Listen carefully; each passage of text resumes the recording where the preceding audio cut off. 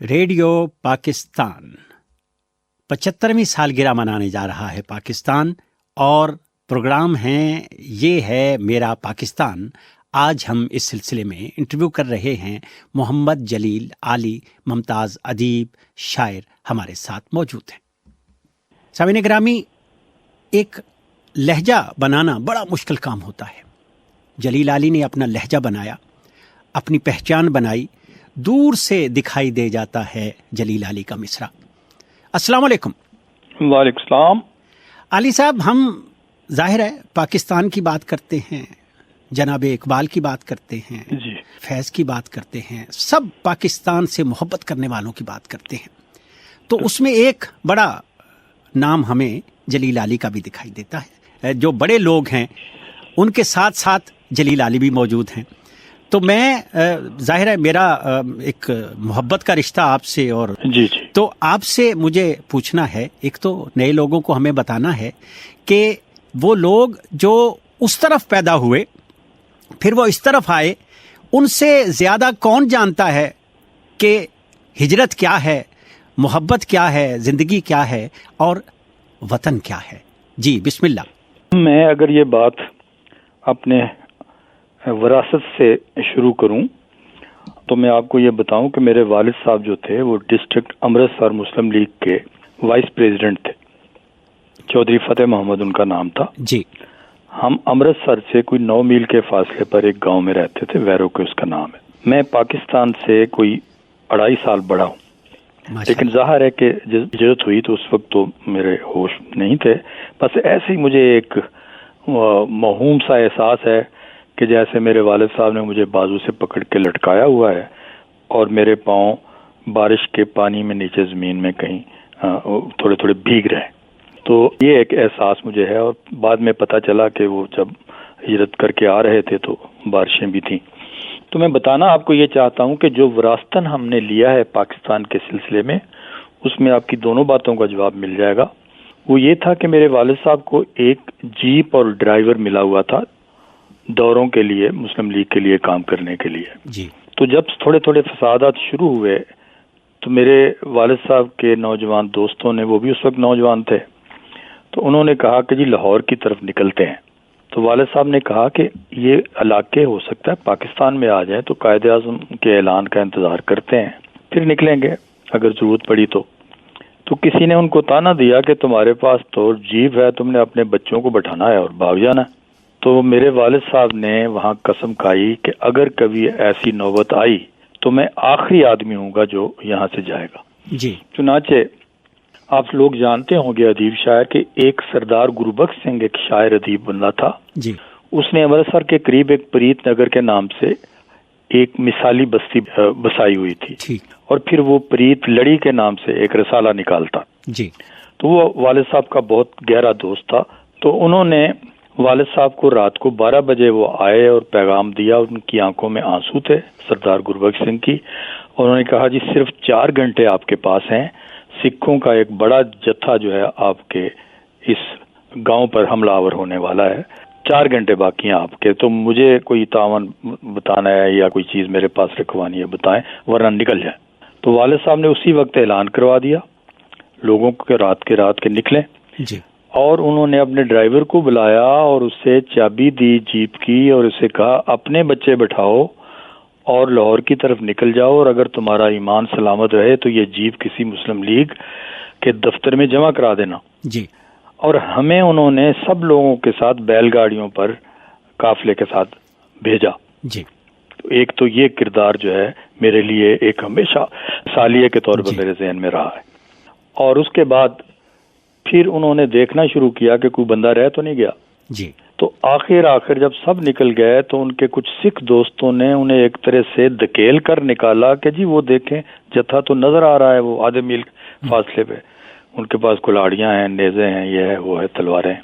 تو پھر پیچھے رستے کی طرف سے آپ نکلے، جی، اور رستے میں بڑی مشکل سے اور بھی واقعات ہیں، پھر لمبے ہو جائیں گے میں بتاؤں گا۔ جی، تو یہ تھا، اور اس کے بعد اگلی ایک بات بتا کے پھر آپ کو دوسرے سوال کا میں موقع دیتا ہوں۔ جب وہ پاکستان آ گئے تو انہیں کہا گیا کوئی بڑے سے بڑا سینما آپ نسبت روڈ پر لاہور میں لے لیں، جی. تو آپ نے انکار کر دیا. آپ کو کہا گیا کوئی بڑی سے بڑی دکان آپ مار روڈ پر لے لیں, آپ نے انکار کر دیا. آپ نے کہا اگر کبھی میری وہ زمینیں جو ادھر رہ گئی ہیں تھیں وہ اگر کبھی ملی تو میں لوں گا, ورنہ میں نہیں لیتا. اب آپ لطیف صاحب دیکھیں کہ اگر والد صاحب نے سینما لے لیا ہوتا تو کیا اس طرح کا جلیل علی آپ کو ملتا جس سے آج آپ بات کر رہے ہیں؟ نہیں, ممکن نہیں تھا. گویا یہ جلیل علی جو ہیں یہ اپنی لہو میں سے قربانی لے کے پیدا ہوئے اور یہاں آئے, اور وہ جو صورت ہے پڑھنے لکھنے کی, میں چاہوں گا ہم ذرا اپنے دوستوں کو بتائیں یہ جو خانوادہ تھا اس میں علم و حکمت, محبت, پیار, پاکستان, مسلم لیگ وہ سب تھا. شاعری بھی تھی کہیں؟ اچھا, شاعری باقاعدہ تو نہیں تھی, لیکن میرے والد صاحب کو شوق تھا. وہ ہیر وارث شاہ ترنم سے پڑھا کرتے تھے, لوگوں کو سنایا کرتے تھے. پھر غلام رسول کی جو یوسف زلیخا کتاب تھی وہ ہمارے گھر میں تھی, وہ تو ہم نے خود بھی ان کو ترنم میں پڑھتے سنا ہے. اچھا, پھر ایک دفعہ انہوں نے البتہ یہ تجربہ ضرور بتایا. انہوں نے کہا جی میرے ایک دوست ہے, تو میں نے ان کو پنجابی میں منظوم خط لکھا. ٹھیک. تو وہ والد صاحب نے ہمیں منظوم خط سنایا. تو یہ ایک بات تھی, ایسی کوئی اور خاص نہیں تھا. میں جس قصبے میں نے پرائمری تک پڑھا وہاں زمین کے بیٹھنے کے لیے ٹاٹ بھی نہیں تھا. ہم گھر سے کوئی چھوٹا سا بوریا لے کے جاتے تھے یا پھر خالی زمین پر بیٹھتے تھے. وہ ایک باغ تھا آموں کا, اور اس کے اندر ایک کمرہ تھا جو ہیڈ ماسٹر صاحب کا تھا. جی. تو وہ جب بارش ہوتی تھی ہمیں چھٹی ہو جاتی تھی. تو اس طریقے سے پھر چھٹی جماعت سے ہمیں ٹاٹ ملا. تو وہاں کوئی بزم ادب بھی نہیں تھی. جی. جو آپ نے سوال کیا نا, تو مجھے یاد ہے کہ جب میں نے اپنی پہلی نظم لکھی میٹرک کی کلاس کی کو الوداعی تقریب میں پڑھنے کے لیے, جی, الوداع ہے دوستو یاروں کے یارو الوداع, اس کا ٹیپ کا مصرع تھا. جی جی. تو وہاں کوئی ایسا استاد نہیں تھا جو اس میں میری کوئی اصلاح کر سکتا, مجھے کچھ بتا سکتا. پھر وہاں میں نے سب سے پہلے ایک اپنا افسانہ لکھا جو کالج میگزین میں چھپا, اور میری خوش قسمتی دیکھیے کہ کوئی 6 مہینے کے اندر ایک گرامر کی جو ہیلپ بک ہوتی ہے, جی, اس میں افسانوں کے نمونے کے طور پر ایک میرا وہ افسانہ درج تھا اور ایک کسی اور کا افسانہ درج تھا. ماشاءاللہ ماشاءاللہ. گویا ابتدا آپ نے نثر سے کی, اور موضوع و طبع تو آپ تھے اور شروع سے ایک مترنم تھے, اور پھر باقاعدہ کسی سے اصلاح بھی نہیں لی آپ نے, لیکن آپ کے گھر میں مجھے پتا ہے 2 شاعر اور ایک افسانہ نگار بھی تھا. جی جی جی. اچھا, یہ بھی بڑی بات, وہ جو ہمارے بڑے بھائی تھے شفیق سلیمی سے بھی, ان کا نام حفیظ سلیمی تھا, وہ پنجابی کی شاعری کرتے تھے. ٹھیک. لیکن اب بعد میں مجھے محسوس ہوا کہ ان کے وہاں بھی وزن کے مسئلے تھے, لیکن ان کے خیالات بڑے اچھے تھے. ٹھیک. اچھا, اسی طریقے سے پھر شفیق سلیمی جو تھے مجھ سے وہ 4 سال بڑے تھے. جی. ہمارے درمیان ایک افسانہ نگار منیر منتظر بھی ہیں. تو انہوں نے یعنی گھریلو محفلوں میں وہ شعر ویر سناتے تھے. ٹھیک. کسی پبلک میں یا مشاعرے میں نہیں شریک ہوتے تھے. تو اس اعتبار سے آپ یوں کہیں کہ اولیت مجھے حاصل ہے. ٹھیک. کہ پرچوں میں چھپنے چھپوانے کے سلسلے میں بہت پہلے ان سے آیا. بلکہ لطیفہ یہ ہے کہ ندیم صاحب نے مجھے بہت بوسٹ کیا تھا. آپ کو پتہ ہے کہ جو غزل نمبر تھا اس میں انہوں نے آخر پہ 8-10 شاعر رکھے تھے, جس میں خالد احمد تھا, جس میں امجد سلام امجد تھا, جس میں میں تھا, حامد جیلانی تھا, اور اس طریقے سے عدیم ہاشمی تھا. تو اتنی ہمیں آغاز میں جب ایم اے اردو میں سوشالوجی میں پڑھتا تھا اس وقت میں غزل نمبر میں شامل ہوا. اچھا, اس کے بعد کوئی 8-7 سال بعد پھر ان کو بھی شوق تھا, تو میں نے بھائی جان کو کہا کہ پھر اگر آپ نے کرنی ہے شاعری, میں تو پھر ادھر آ گیا لیکچرر ہو کے. تو پہلے یہ مجھے دکھایا کرتے تھے شفیق سلیمی اپنی. تو اس کے بعد میں نے کہا جی خالد احمد سے میں ملاقات میں نے ان کی کروا دی کہ لاہور میں آپ ان سے ملا کریں. اچھا, پھر اس وساطت سے آپ کو پتا خالد احمد تو ٹیلنٹ ہنٹر تھا فنون کا, تو وہ ان کو بھی لے گیا ندیم صاحب کے پاس, پھر ان کی چیز چھپی. جی. تو ایک عرصے تک ندیم صاحب کو نہیں پتا تھا کہ وہ میرے بڑے بھائی ہیں. اچھا. تو میرے بعد میں ان کو چھاپتے تھے ندیم صاحب. تو ایک دن اسی طرح باتوں میں جب ان کو پتا چل گیا تو انہوں نے کہا کہ آج تو میں آپ کو علی صاحب سے پہلے چھاپوں گا. تو وہ شفیق بھائی مجھے کئی دفعہ کہا کرتے ہیں کہ میری وجہ سے آپ کا نقصان ہو گیا, کیونکہ مجھے تو بہت ساروں سے اوپر وہ نہیں لے جا سکتے تھے, تو آپ کو انہوں نے نیچے کر دیا. کم از کم چلیں, یہ بھی ہوتا ہے. اچھا, ایک اور میں نے عرض کرنا تھا کہ آپ وہاں سے آ گئے اور لاہور کے نواح میں بس گئے, پھر اس کے بعد لاہور آ گئے. ہاں جی، میں پھر میری جو میٹرک کے بعد ایجوکیشن ہے نا جی وہ ڈبل ایم اے، میری ایم اے اردو اور ایم اے سوشیالوجی، وہ ساری میری ہاسٹل لائف ہے. ٹھیک. ریلوے روڈ سے میں نے انٹر کیا، ہاسٹل میں رہا. ایم اے کالج سے بی اے کیا، ہاسٹل میں رہا. پھر اورینٹل کالج میں امجد اسلام امجد میں نے اکٹھا داخلہ لیا. جب میں بی اے کر رہا تھا تو اس وقت بی اے فائنل میں عطا اللہ قاسمی جو تھا وہ پڑھتا تھا ایم اے کالج میں، اور وہ میگزین کا ایڈیٹر تھا شفق کا. ٹھیک. تو جیسے ہی نکلا وہاں سے میں ایڈیٹر ہو گیا اس کا، شفق کا. جی. تو پھر اس کے پیچھے پیچھے میں اورینٹل کالج میں آ گیا. تو اورینٹل کالج میں داخلہ ہم نے لیا 17 روزہ جو جنگ ستمبر تھی اس کے دوران میں. اچھا، یہ جنگ ستمبر یاد آ گئی، اور مجھے آپ کے جو پسندیدہ ملی نغمے، آپ کے اپنے گیت، وہ ساری، وہ میں چاہتا ہوں وہ تھوڑا سا ہم اپنے دوستوں کو بتا دیں کہ جنگ ستمبر کی جو فضا تھی لاہور کی، اور وہ میں سمجھتا ہوں پاکستانیت اور وہ جذبہ جسے کہتے ہیں وطنیت کا، وہ بہت ابھرا تھا ان دنوں. وہ میں چاہتا ہوں وہ فضا بتا دیجیے. جی، وہ تو ایک یادگار تاریخ ہے، اور ہم اس کو بھی تقریباً بلاتے چلے جا رہے ہیں. وہ تو ایسا تھا کہ لاہور میں لوگ کلہاڑیاں لے کے اور تلواریں لے کے اور لاٹیاں لے کے واگا کی طرف بھاگ پڑے. جی. تو ان کو فوجیوں نے کہا، پاک فوجی جوانوں نے، کہ ہم ابھی ہیں، آپ کی ضرورت نہیں. اچھا، پھر آپ کو پتا ہے کہ وہ ٹرینچز بنائی گئی تھیں کہ بھئی جب ڈاگ فائٹنگ ہو اور حملہ ہو ہوائی تو آپ اس میں چھپ جائیں. ہمارے لوگ ان میں ٹرینچز میں جانے کی بجائے چھتوں پر آ جاتے تھے. ٹھیک. اور وہ ڈاگ فائٹنگ دیکھتے تھے طیاروں کی. اچھا، ایک طیارہ ہمارے دیہات میں اسٹیشن کے قریب گرا ہے انڈیا کا. ٹھیک. تو ہم بڑے شوق سے اسے دیکھنے گئے. اچھا، پھر لطیف صاحب آپ کو پتا ہے کہ اس جنگ کے بعد ایک تو یہ ہے کہ اس جنگ میں کوئی چوری چکاری، کوئی سوشل جرم نہیں ہوا. جی. اور آپ کو پتا ہے کہ جب ایوب نے اس کے لیے جنگ کی کال دی، اعلان کیا، تو اس نے کلمے سے اپنی تقریر کا آغاز کیا. بالکل. اور میں ایک بات بہت ضروری اپنے دوستوں کو بتانا چاہتا ہوں. آپ بھی حب الوطنی کی بات کر رہے تھے، تو ہمیں حب الوطنی جو ہے نا فیض صاحب سے اور وہ کیا کہتے ہیں زینوں سے سیکھنی چاہیے. ماشاءاللہ ماشاءاللہ. صفدر میر جو زینوں کے نام سے کالم لکھتے تھے، وہ آپ کو پتہ ہے ایوب کے ماشاءاللہ کے کتنا خلاف تھے اور کتنا لکھا انہوں نے. جی بالکل. ہم خود خلاف تھے، ہم نے بہت کچھ لکھا بھی اس زمانے میں. لیکن جیسے ہی یہ جنگ کا اعلان ہوا، اس نے ایک طویل نظم لکھی اور ایک ٹرک لیا، ٹرک کے اوپر پلیٹ فارم بنایا اور مائک رکھا. اور وہ طویل نظم اس نے پورے لاہور کے شہر میں گردش کر کے گھوم پھر کے وہ پڑھی. اس کی آواز بھی شیروں کی طرح کسی وہ دھاڑتا تھا. اور اس کی لائنیں میں آپ کو سناتا ہوں. بسم اللہ. کہ میری آنکھوں میں خون اتر آیا ہے، تیری آنکھوں میں خون اتر آیا ہے، 20 کروڑ آنکھوں میں خون اتر آیا. اس وقت دونوں پاکستانوں کی جو تھی، اس پاکستان ویسٹ پاکستان کی آبادی 10 کروڑ تھی. تو اس نے کہا 20 کروڑ آنکھوں میں خون اتر آیا ہے، غازی صدر ایوب کی آنکھوں میں خون اتر آیا. واہ. جہاں تک تم چلو گے ہم تمہارے پیچھے آئیں گے، ہمارے ٹینک بڑھتے ہیں، علی حیدر علی حیدر علی. واہ. اور کیا آواز تھی ان کی. اچھا، یہ جناب اس کی نظم تھی. میں بتانا یہ چاہتا ہوں کہ جس کے وہ خلاف لکھتا رہا، جی، چونکہ اس وقت وہ جنگ میں ہمارا نمائندہ تھا، ہمارا سالار تھا، تو اس کو کوئی پرابلم نہیں ہوا یہ کہنے میں کہ غازی صدر ایوب.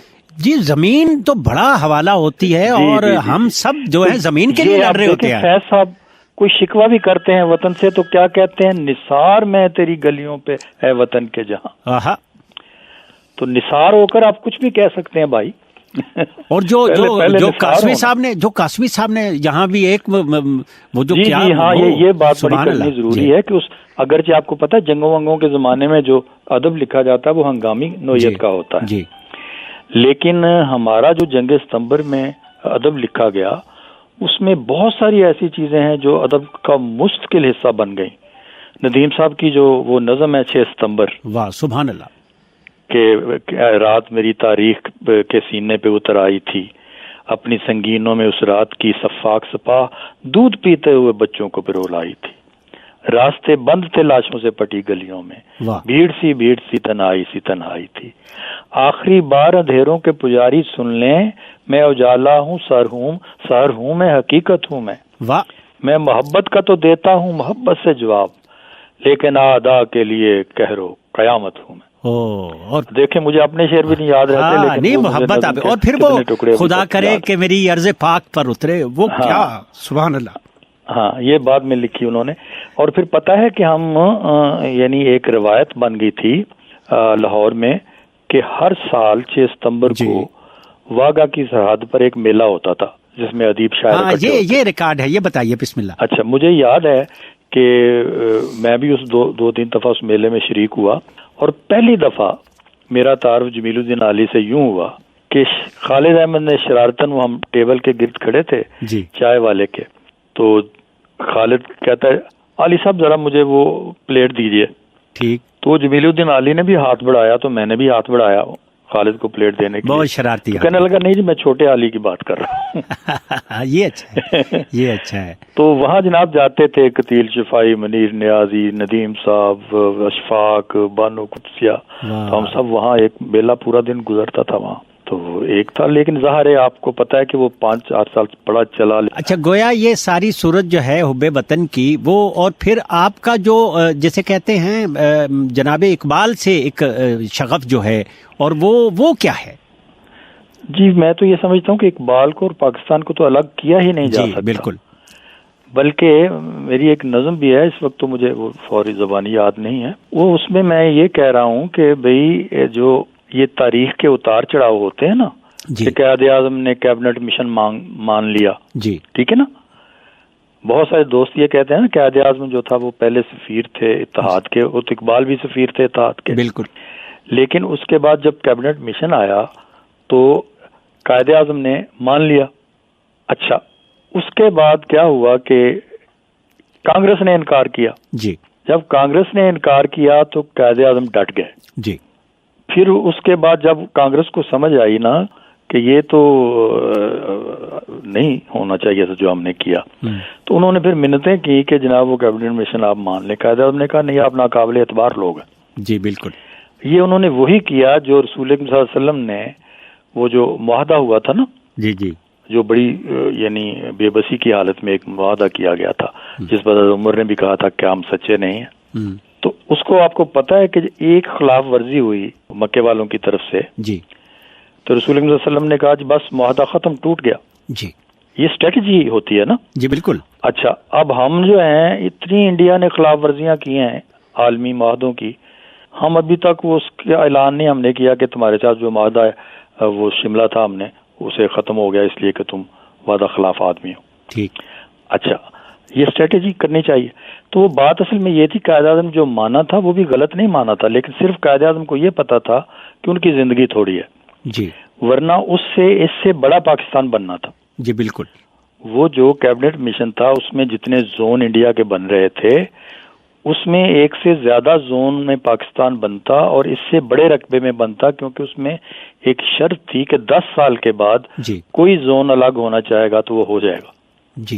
اب آپ تاریخ جانتے ہیں کہ جب قومیتیں بھی الگ ہونے کے لیے جدوجہد کا دور آیا ہے بعد میں، تو اتنی بڑی جو جمعیت ہندوستان میں اور وہ جو کچھ علاقوں میں اکثریت میں تھے وہ کیوں نہ الگ ہونے کی بات کرتے، وہ تو ہونا ہی ہونا تھا. تو میرا نقطہ نظر یہ ہے کہ پاکستان جو ہے اپنی پازیٹیو بنیادوں پر کلام اقبال میں سے پیدا ہوا ہے. جی بالکل. کیونکہ کلام اقبال جو ہے وہ کسی یعنی اتنی اکثریت کے ساتھ جتنی اکثریت میں مسلمان بر صغیر میں تھے، کیونکہ یہ اگر 4-5% اقلیت میں ہوتے تو یہ مسئلہ ہی پیدا نہیں ہونا تھا. دنیا میں اور ممالک میں بھی تو مسلمان ہیں نا. تو ہمارے دوست جو ٹو نیشن تھیوری کے بارے میں گفتگو کرتے ہیں وہ اس گراؤنڈ حقیقت کو بھول جاتے ہیں کہ یہ مسئلہ اس لیے پیدا ہوا کہ ایک تہذیبی وحدت والے ایک بہت بڑی اقلیت موجود تھی جو ایک ملک بنا سکتی تھی. جی علی صاحب اس لیے یہ بات سامنے آئی کہ اتنے سارے لوگ یہ نہیں کر سکتے کہ اکثریت کے ساتھ ایڈجسٹ کریں. جی 5-4% ہو 2-4% ہو تو ان کی مجبوری ہوتی ہے. اچھا یہ گراؤنڈ حقیقت ہے. جی پھر علامہ اقبال نے جس طرح کا کلام لکھا وہ غلامی پر تو رضامند ہو ہی نہیں سکتا تھا، یہ ممکن نہیں تھا. اسی لیے قائد اعظم نے علامہ اقبال کی وفات کے بعد اور تشکیل پاکستان سے پہلے یوم اقبال میں یہ کہا تھا نا کہ میرے پاس ابھی کوئی ایسا ملک نہیں جس پر میں حکومت کر رہا ہوں. لیکن اگر کسی وقت میں کسی ملک کا حکمران ہوں اور مجھے یہ کہا جائے کہ کلام اقبال اور ملک کی حکومت میں سے آپ ایک چیز اپنے پاس رکھ سکتے ہیں تو میں کلام اقبال رکھوں گا. سبحان اللہ. جن لوگوں کو اور تاریخ نہیں سمجھ آتی وہ صرف علامہ اقبال کے وہ خطوط پڑھ لیں، 14 خط ہیں جو قائد اعظم کے نام ہیں اور قائد اعظم کے فورورڈ سے وہ چھپے ہوئے ہیں. جی بالکل. اس میں قائد اعظم کو کیا کیا وہ ہدایات کر رہے ہیں، اس کو منشور کیسے کہہ رہے ہیں، کس کو عوام کی اقتصادی اٹریکشن پیدا کریں ان میں اور ان کے مسائل کو ڈیل کریں، اور وہ کیسے کہہ رہے ہیں.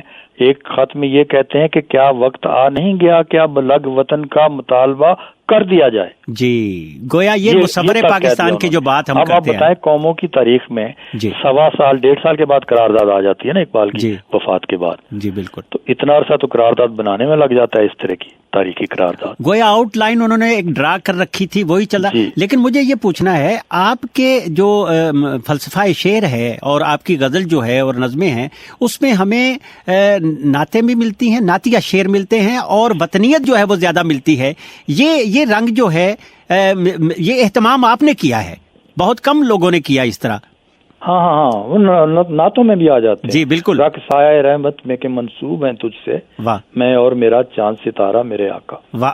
اسی طریقے سے غزلوں میں بھی آتے ہیں، آپ کو پتہ ہے. اصل میں یہ آپ دیکھیں اقبال نے جو بات سکھائی ہے جی وہ یہ سکھائی ہے کہ آپ وجود کی ساری سطحوں پر اپنے آپ کو الائیو رکھیں. جی اب دیکھیں آپ کو کچھ لوگ سائیکالوجی کی ڈومین کے پوئٹ ہوتے ہیں، جی کچھ لوگ جو ہیں وہ سوشو پولیٹیکل ڈومین کے پوئٹ ہوتے ہیں، کچھ صرف احتجاج کے ہوتے ہیں، کچھ صرف رومان کے ہوتے ہیں. ٹھیک ہے نا. جی تو یقیناً ان کا ایک دائرہ ہے اور اس میں ان کا ورک ایسا بھی ہوتا ہے کہ وہ جو بہت ممتاز بھی ہو جاتے ہیں. لیکن ایسے پوئٹ بڑے انٹلیکچوئل دانشور پوئٹ ہوتے ہیں جن کے ہاں وجود کی ساری سطحیں الائیو ہوں. اب یہ جیسے غالب ہے، جیسے میر ہے، تو اقبال کے ہاں بھی یہی بات ہے کہ ان کے ہاں انسان کے نفسیاتی مسائل سے لے کے آفاقی اور کاسمولوجیکل اور انٹرنیشنل مسائل اور اقتصادی اور تاریخی اور فلسفیانہ سارے موجود. تو میرا چونکہ شروع میں ہی نا اقبال آئیڈیل تھا، جی تو اس لیے میں نے توجہ سے پڑھا بھی اور کچھ اس کی وجہ سے ظاہر ہے کہ برکت بھی ملی. تو وہ میرا بھی نقطہ نظر یہی ہے کہ بھئی انسان کو کمپریہنسو ہونا چاہیے. اچھا پھر جو اپروچ اقبال آپ کو دیتا ہے وہ اتنی بڑی انسان دوستی کی اپروچ ہے، اسلامی انسان دوستی کی. آپ کیا دیکھ رہے ہیں کہ یہ جو ملی شاعری ہے آپ کے ہاں بھی موجود ہے اور آپ کے قرب و جوار میں آپ کے دوستوں میں بھی موجود ہے. میں چاہوں گا تھوڑا سا اس وطنیت ہے جو ملی شاعری ہے جو نغمے ہے اس کا جی عطا کیجیے. دیکھیں ایک بات ہوتی ہے آپ کا روحانی تجربہ بننا چیز کا. جی اچھا ایک بات ہوتی ہے کہ جی ٹھیک ہے کبھی آپ نے مشاعرہ پڑھنا ہے جی ٹی وی پر ریڈیو پر تو آپ نے پاکستان کے لیے کوئی چیز لکھ لی. جی اب جب منیر نیازی یہ کہتا ہے نا جی کہ بیٹھ جائیں سایہ دامان احمد میں منیر، واہ، اور پھر سوچیں وہ باتیں جن کو ہونا ہے ابھی. واہ. اور جب وہ یہ کہتا ہے فروغ اس میں محمد و بستیوں میں منیر، قدیم یاد نئے مسکنوں سے پیدا ہو، واہ. تو پھر ہمیں یہ یقین ہو جاتا ہے کہ جب اس نے 65 میں یہ ترانہ لکھا تھا تو وہ ریڈیو کے لیے نہیں لکھا تھا، وہ اس کے دل سے نکلا ہوا تھا کہ اے وطن اے عالم اسلام کی تابندگی تجھ پر سلام، واہ. تو بھی ہے ہجرت کدا شہر مدینہ کی طرح، واہ. ہم نے بھی دہرائی ہے ایک رسم آبا کی طرح، اے جلال حق کے مظہر اے جمال سرمدی تجھ پر سلام. واہ. یہ میں نے اس لیے کہا، پہلے میں نے اس کے غزل کے شعر آپ کو سنا. واہ بسم اللہ. تو اب یہ دیکھیں ایک یہ اٹیچمنٹ ہے جن کی ہے ان کا ہمیں نام لینا چاہیے. جی بالکل. مثلا اپنا احسان اکبر ہیں، بالکل. ریاض مجید ہیں، مثلا خورشید رضوی ہیں، ندیم صاحب کی پوئٹری بھری پڑی ہے سبحان اللہ گلوتنی سے اور نعتوں سے، ناصر کاظمی ہے. تو ہمیں یعنی ظاہر ہے کہ ان کو ریکگنائز کرنا چاہیے ان لوگوں کو جن کا بطور خاص یوسف ظفر تھا، جی اس کی تو ڈیتھ بھی اسی وجہ سے ہوگی اسکوتے ڈاکا کے اوپر. جی بالکل. باقی صدیقی تھا. یعنی میں نے جب مضمون طویل لکھا اپنے آفتاب اقبال شمیم پر جی تو اس میں مجھے اتنی نظمیں وطن کے بارے میں ملی. اب وہ بھی ایک تخلیقی آدمی تھے، ظاہر ہے وہ کبھی کمپرومائزنگ پوئٹری نہیں کرتے تھے. ٹھیک ہے نا جی. تو وہاں بھی موجود تھے. یعنی جو سنجیدہ گہری نظر والا بندہ ہے وہ تو پاکستان کی تشکیل کو ایک کسی تسلسل میں دیکھتا. یہ سارے پورا گروپ ہی احمد شمیم ہیں، آفتاب ہیں، آپ ہیں، یوسف صاحب ہیں، مجھے ماتھے پہ بوسہ دو، یہ وطن ہی تو ہے، یہ محبت ہی تو ہے ساری. یہ 75ویں سالگرہ جو ہم منا رہے ہیں اور یہ جو پلاٹینم جوبلی کی سطح پہ لے کے جا رہے ہیں ہم، تو اس کو آپ کیا پیغام کیا ہے نئی نسل کو، کیا پیغام دیں گے آپ؟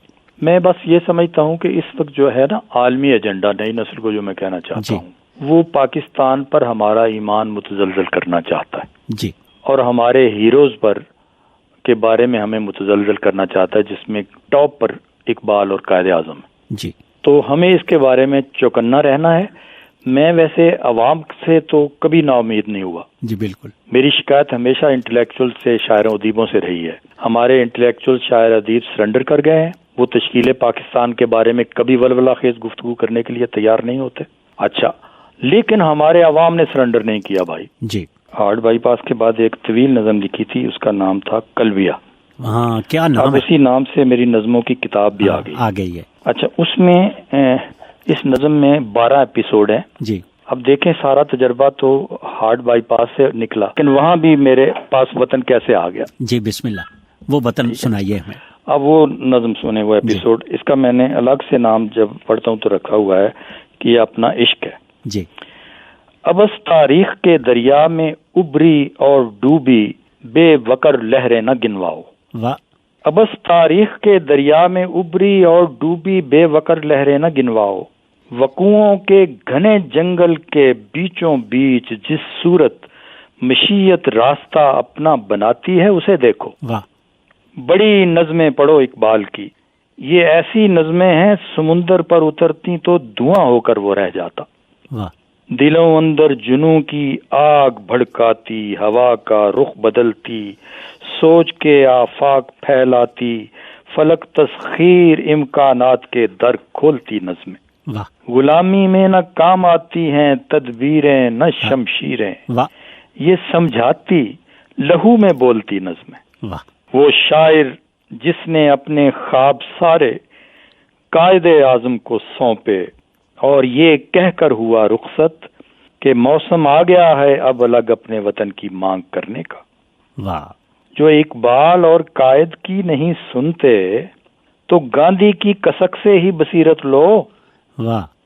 جو اقبال اور قائد کی نہیں سنتے تو گاندھی کی کسک سے ہی بصیرت لو، جو کہتا تھا زمین کے ایک ٹکڑے کا نہیں قصہ، واہ. کہ یہ دنیا کے نقشے پر نئے ایک سلسلے کی ابتدا ہوگا. واہ. اب میں تو پاکستان کی دنیا کے نقشے پر اس طرح سے دیکھتا ہوں. جی ماشاءاللہ. زمین کے ایک ٹکڑے کا نہیں قصہ کہ یہ دنیا کے نقشے پر نئے ایک سلسلے کی ابتدا ہوگا. واہ. اسے ہونا تھا سو ہو کر رہا آخر. واہ. یہ عرض پاک پاکستان صدیوں اور نسلوں کے سجل سپنوں کا گہوارہ ہے. واہ سبحان اللہ. یہ عرض پاک پاکستان صدیوں اور نسلوں کے سجل سپنوں کا گہوارہ ہے، اپنا عشق ہے اور کچھ نہ کچھ ہوتے چلے جانے کا زندہ استعارہ ہے. واہ سبحان اللہ سبحان اللہ. اور آخری بند ہے، سرے پرچم ہلالی قوس میں جس شان سے تارا دمکتا ہے. آہا سبحان اللہ.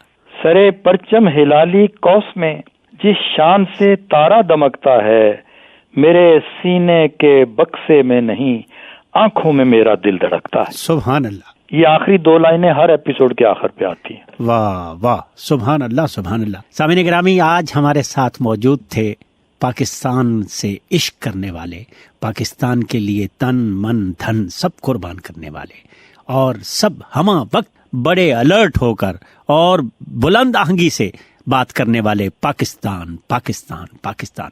محمد جلیل علی ہمارے ساتھ موجود ہے. جلیل علی ممتاز شاعر ہیں، محبت کی بات کرتے ہیں، عشق کی بات کرتے ہیں. ان سے ہم نے آج انٹرویو کیا. یہ پروگرام پروڈیوس کیا کامران ملک نے. میں تھا آپ کا میزبان احمد لطیف. یہ پیشکش تھی ریڈیو پاکستان اسلام آباد کی.